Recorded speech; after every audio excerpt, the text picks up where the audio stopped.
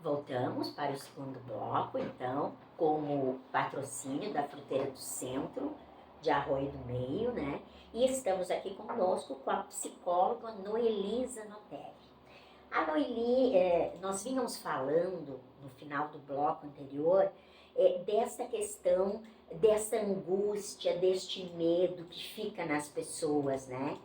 E o que se faz, por exemplo, para trabalhar esse medo na criança?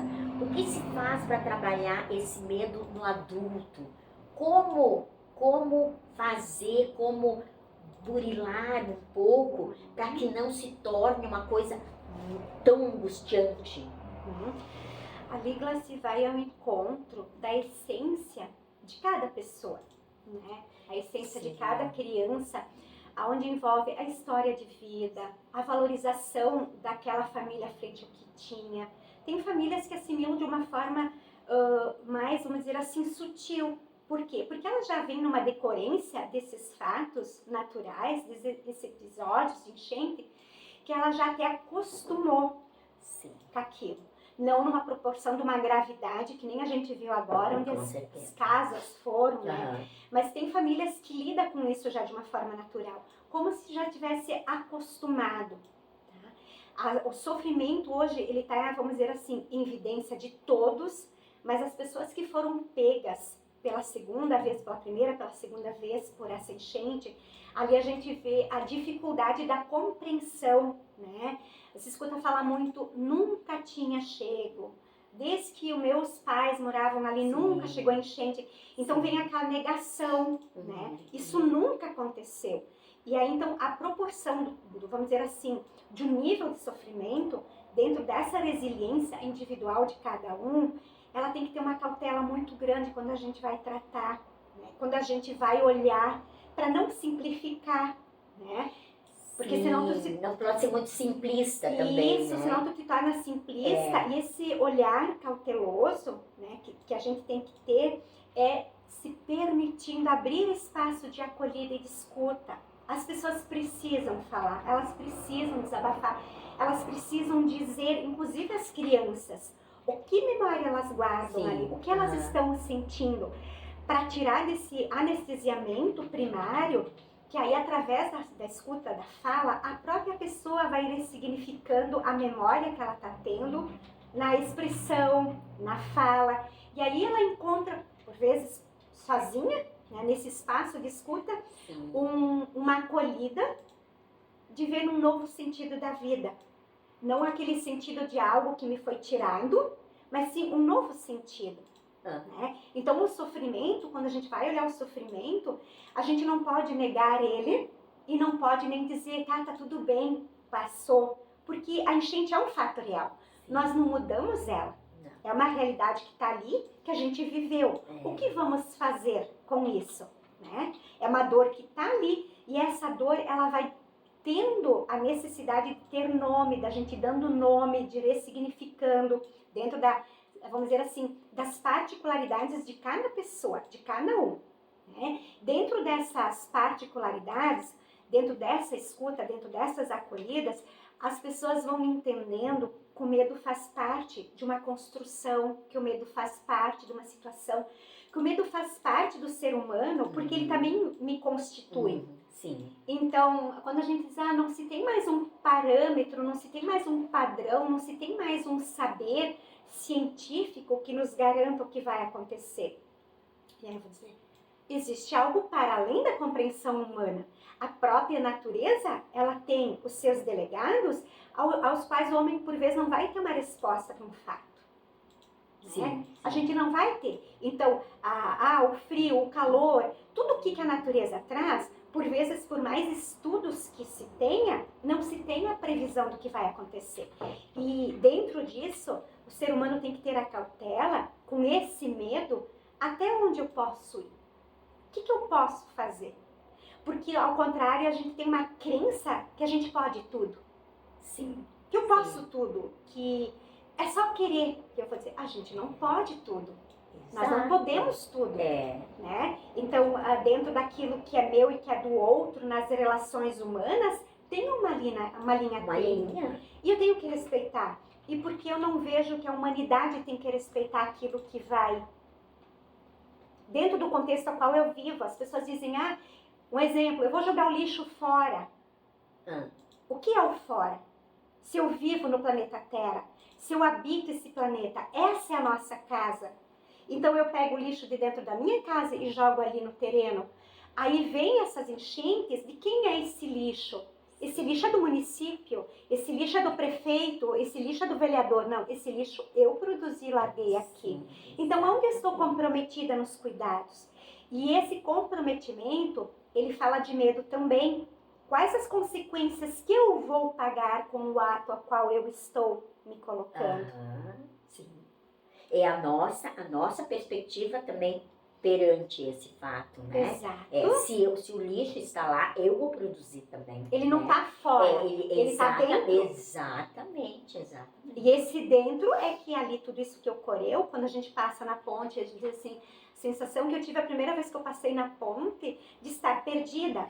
Exatamente, foi aqui a não minha é o meu sensação. lugar, né? Aqui não é o meu lugar. O que aconteceu? A gente não se reconhece naquele espaço. Não. Tão destruído que ele está. Exatamente. E como é mais fácil a gente olhar o belo, como é mais fácil a gente olhar as flores, como é mais fácil olhar as árvores, como é mais fácil olhar o rio Forqueta, o rio Taquari, correndo dentro do percurso normal dele.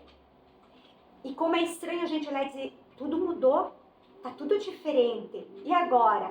Quanto tempo nós vamos levar para reconstruir isso tudo? Vai depender das ações que eu vou colocar, vai depender, Glaci, da energia nossa, que nós somos moléculas de energia no universo. Qual a energia que eu estou disseminando ali dentro? Como eu estou buscando resoluções a partir de mim? Como eu estou me responsabilizando dentro dessa reconstrução que começa comigo? Como eu estou me reconstruindo sentimentalmente dentro desse trauma?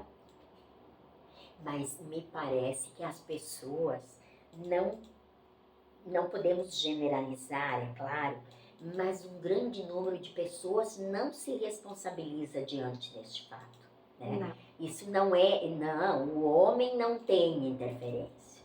Né? Me parece que isso sim tem que ter toda uma consciência, né, para que as pessoas se deem conta que sim, o homem tem a sua responsabilidade ali neste evento também, né?